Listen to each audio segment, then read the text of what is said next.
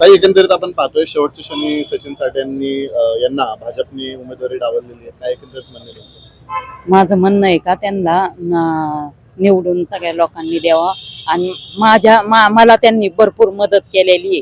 कारण का माझ्या नवऱ्याला पेरलेच अटॅक आला तेव्हा त्यांनी साथ दिलेली आहे.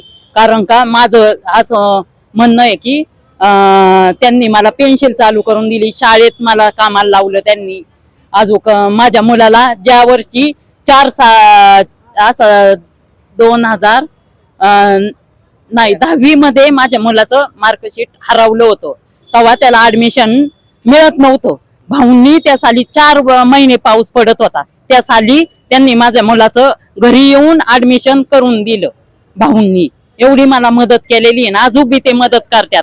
आणि मी शाळेत कामाला आहे का आले तरी तिथं सारखे येतात मुलांना शाळेला माझ्या शाळेला मदत करतात. मी शाळेत नगरपालिकेच्या शाळेत कामाला आहे, त्यांनीच मला कामाला लावलेलं आहे शाळेमध्ये.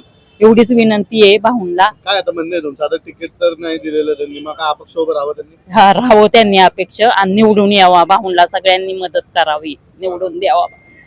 सगळ्यांना गोरगरिबांना सगळ्यांना मदत करतात भाऊ, एवढंच माझी अपेक्षा आहे. काय एकंदरीत काय नाते तुमचे? तुम्ही एवढे भावनिक झालात, तुमचं एवढी मदत त्यांनी केलेली आहे. आम्ही समोरासमोर राहत होतो. 90 साली माझा मुलगा पहिलीला होता तेव्हापासून मी ते समोर राहत होते, मी अशी समोर राहत होती. तेव्हापासून त्यांनी मला मदत केलेली आहे भाऊंनी.